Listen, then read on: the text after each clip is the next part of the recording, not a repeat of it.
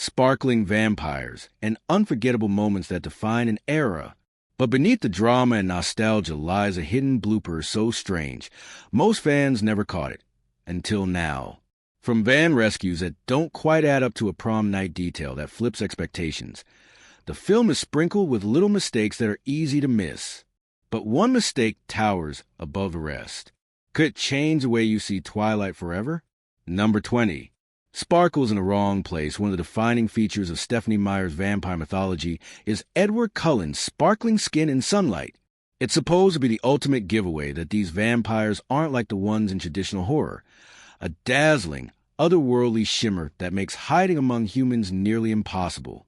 Yet in 2008, Twilight went to great lengths and got very strange so the rules weren't applied uniformly.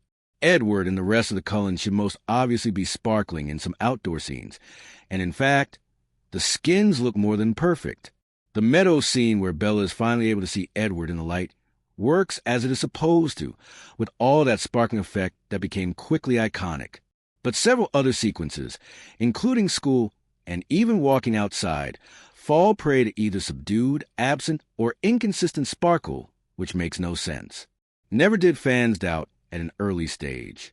The idea of glittering vampires instead of burning them was all new, also attracted many with its novelty. Yet, over the years in HD, all the missing luster began to grate in the end, most likely due to the budget limit and a hurried post-production schedule. Special effects in 2008 weren't as polished, and some shots were probably rushed or finished but never touched.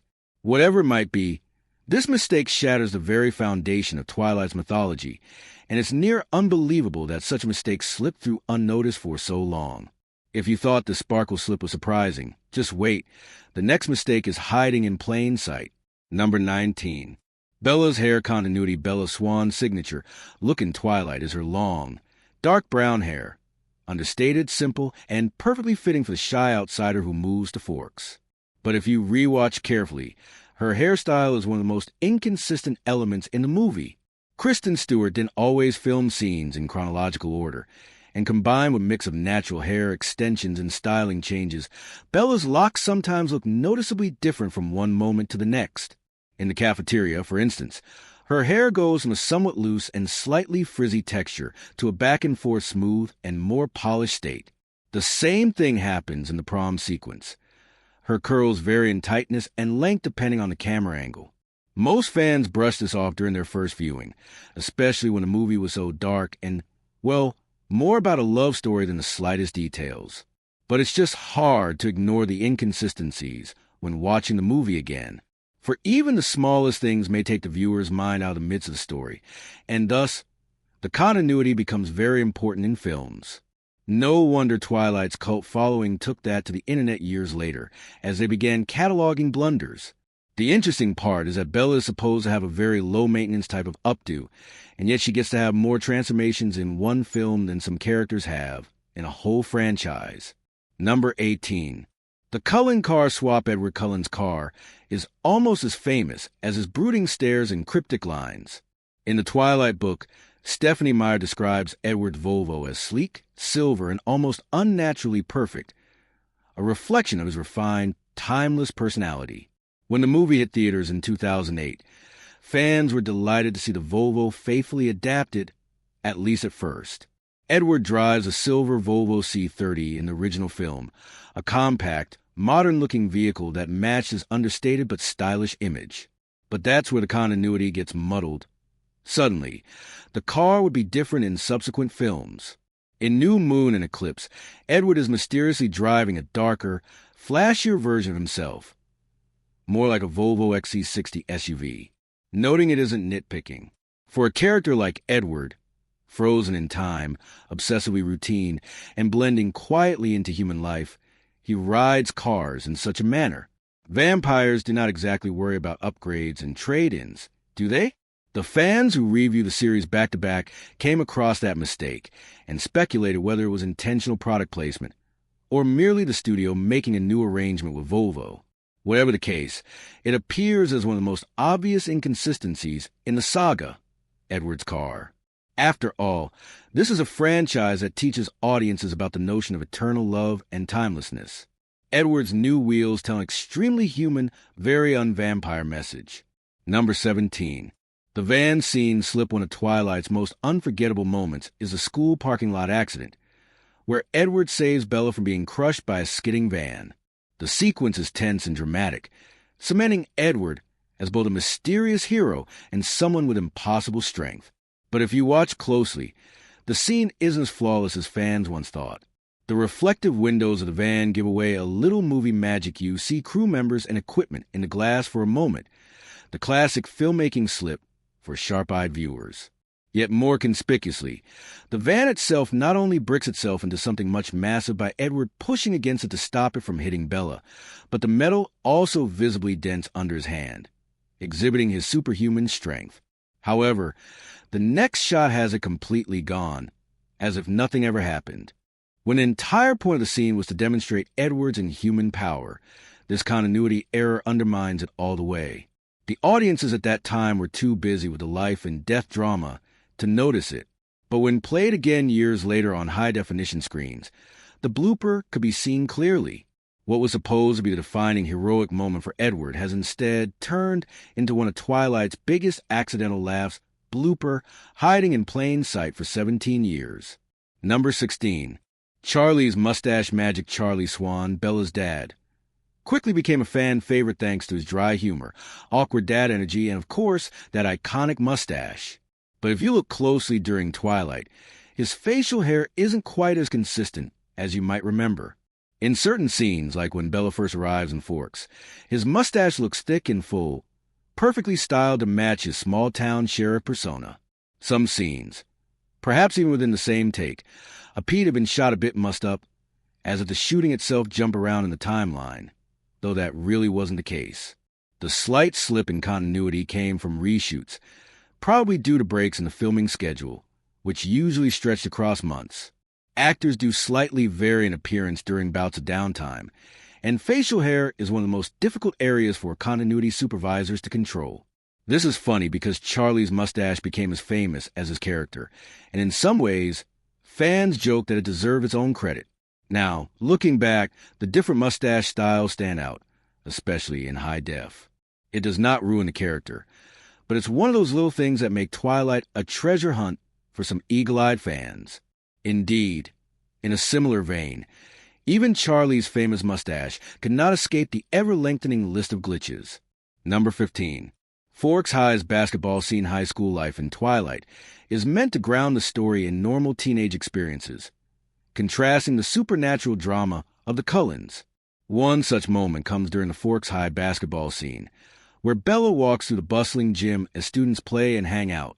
At first glance, it looks like typical background action, but attentive fans later noticed a glaring blooper.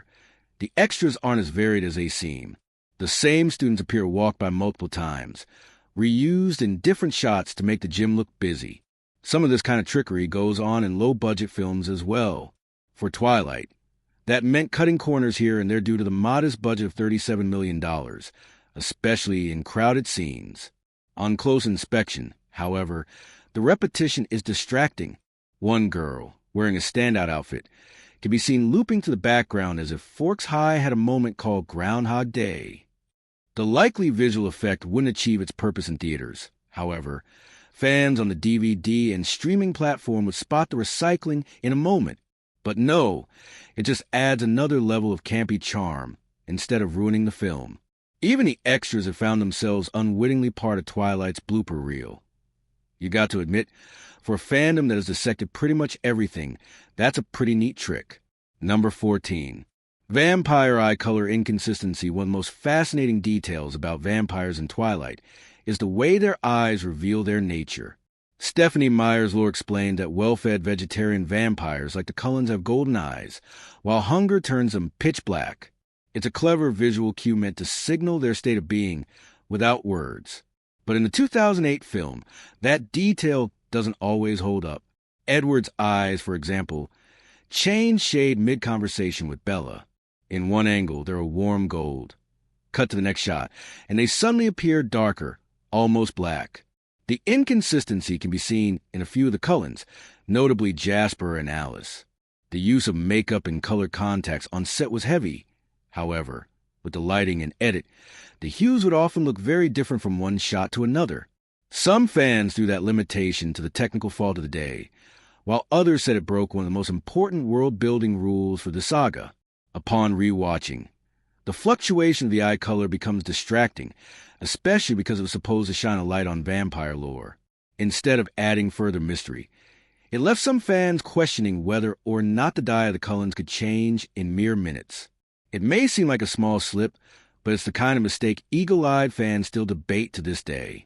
Number 13. The apple cover.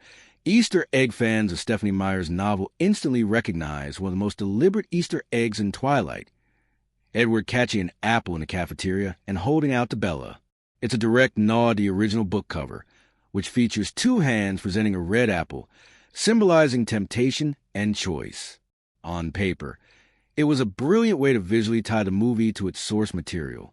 In execution, though, the moment turned into something a little awkward.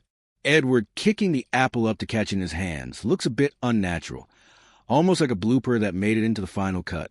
His pose, almost a perfect recreation of the book cover, seems so staged that it momentarily pulls people out of the story. Adding to this, the apple slips rather strangely in his hands before the shot suddenly cuts away, making the Easter egg less like a smooth inside joke than an accident. It's an interesting idea that failed to connect with the fans, some of whom appreciated the nods to the novels, and others who felt embarrassed by how forced it seemed. Years later, it is a quintessential example of how good ideas might stagger in execution, a blooper masquerading as a tribute. Number 12. Edward's shadow. One of the central rules in Twilight's vampire lore is that these creatures are unlike the ones from traditional horror. They don't burn the sun, but instead sparkle like diamonds, making it impossible for them to blend in when exposed to daylight.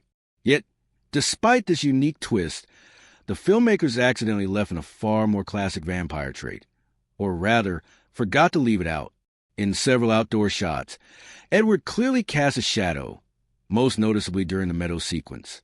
It may sound rather trivial, but it challenges one of the supernatural rules strung together in the Twilight cosmology. If sunlight, as the name suggests, is supposed to jeer at Edward's glittering skin, then anything human-like cast by him should have no business behaving like a normal shadow. The error reminds filmmakers just how hard it is to hold the lighting and continuity in check on set, especially at scenic outdoor locations, such as those in Oregon, though it seems a massive blunder once you see it. Most at that time were too lost in the romance of Bella's confession to Edward in the meadow to notice much. But that shadow slip-up, on a more keen rewatch, feels like a clash from Twilight's fledgling mythology with the old vampire tropes it tried so hard to escape. Number 11. The baseball scene goof. The baseball scene in Twilight is often hailed as one of the most stylish and memorable moments in film. Set against Muse's supermassive black hole, the Cullens' supernatural game in a thunderstorm perfectly combines camp and cool, showing off their vampire speed and strength. But as iconic as the sequence is, it's also riddled with continuity errors that eagle-eyed fans eventually spotted. For instance, at times like this, Jasper swings his bat during the course of a shot. It's like he winds up in one way in a wide shot, but once the camera goes in closer, the whole stance and follow-through aren't the same at all. A similar slip is found in Alice's famous moment as a pitcher.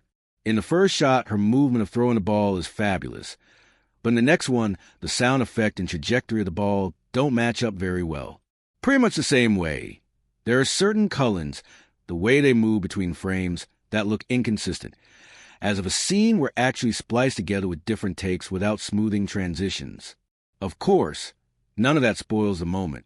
In fact, the odd editing quirks almost make the scene even more charming by giving it that over-the-top, slightly chaotic energy that the fans are now beginning to embrace. What, however, was supposed to be a dramatic demonstration of vampire power became a cherished blooper hunt at every crack of thunder. Keep your focus after the thunder and bats, because the following detail is even trickier to ignore. Number 10. Reflection in the window. One of the coolest parts of Twilight is when Bella steps into the Cullen home for the first time. The sleek, modern house, full of glass walls and bright light, stands in stark contrast to Fork's gloomy weather. It's meant to show the Cullens as different from stereotypical vampires, blending luxury with mystery. But that abundance of glass also created a headache for the filmmakers, and one blooper slipped right through. During the house tour, fans experienced some reflection effects in the huge windows where they didn't want them to be found. At some angles, you can spot where they have set up cameras, and sometimes even catch the faint outline of a crew member caught in the glass. This is just a small detail, and one scene never to be unseen, likely because of the fact that every shooting location involves so many reflective surfaces. This bit becomes a nightmare for any production team. Most audiences miss the first time because of Bella's or Edward's explanations about his family. In HD replays, however, the reflections became clear, turning a moment that should have felt supernaturally elegant into a blink-and-you-'ll miss it blooper. Even in their polished, perfect house, it seemed the Cullens couldn't hide everything from the camera. Number 9. Jacob's height changes. Jacob Black's character is all about transformation, from Bella's childhood friend to a central figure in the supernatural love triangle. In the books, his sudden growth spurt is tied to his werewolf lineage, symbolizing his shift from boy to protector. But in Twilight 2008, before the full werewolf storyline kicks in, there's already a noticeable blooper in how his height is presented. Taylor Lautner was still pretty young when he was shooting scenes of the movie, and then having to stitch everything together later sometimes proved to be a challenge to maintain continuity from shot to shot. In some places, it is given that Jacob is so tall that he dwarfs Bella, but in some sequences of the very same scene, he seems to be standing right next to her, almost at her height.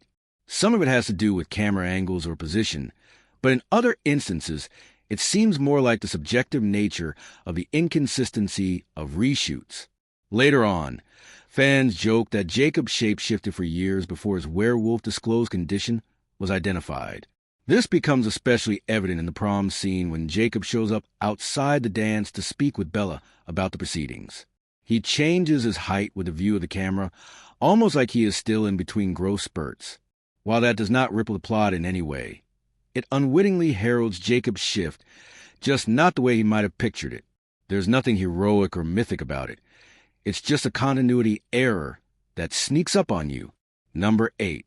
The prom scene is one of Twilight's most romantic moments, closing the film on a dreamy note as Edward and Bella dance under twinkling lights. But sharp-eyed viewers notice a surprising wardrobe blooper hidden beneath Bella's dress. In some shots, she's clearly wearing Converse sneakers, a quirky, very Bella choice that matches her tomboyish personality. Yet in other angles, her footwear seems to change, appearing more like formal heels that don't quite line up with the earlier shots. The most likely causes would have been reshoots or filming logistics. Kristen Stewart has spoken out about her distaste for high heels. Therefore, it is possible that during the shooting, she wore sneakers as well as the dress shoes of Bella, depending on what was needed for each scene. However, the two versions left visible in the final edit create a continuity slip that some fans may have only been able to catch on multiple viewings. The shoe blooper is hilarious because it coincidentally kind of fits with who Bella is. She's never been about glamour or high school attention. No wonder she'd wear her cons to prom. It'd still be a little inconsistent, yes. Rather than ruining the immersion, though, this shoe bloop contributed to yet another Twilight fan-favorite Easter egg in its long list of lovable imperfections. Number 7. The Cullen family portrait. When Bella first explores the Cullens' pristine modern home, she notices a framed family portrait that's meant to showcase their carefully crafted human facade. At a glance, it's a clever detail. Immortal vampires posing for something as ordinary as a family photo helps them blend into Fork's small-town society. But for fans who know the backstories of each Cullen, the portrait raises a few eyebrow-raising inconsistencies. For one, Carlisle's appearance in the photo doesn't exactly match the look we are supposed to see in future flashbacks. His hair is styled differently, almost modern, clashing with his centuries-old aesthetic. Some other ones, like Rosalie and Emmett, seem slightly off, too, compared to their established timelines. An oddity as far as continuity goes, it does not seem something that one could imagine this family would have done together as a hurried afterthought to make the house appear lived in. The odd styling of the painting became an anachronism very subtly, which fans really noticed after many years on rewatch. Although it may seem trivial, Given the extent of the importance of the self-constructed identity of the Cullens for their survival, small mismatches become very significant. Number 6. The bite mark slip.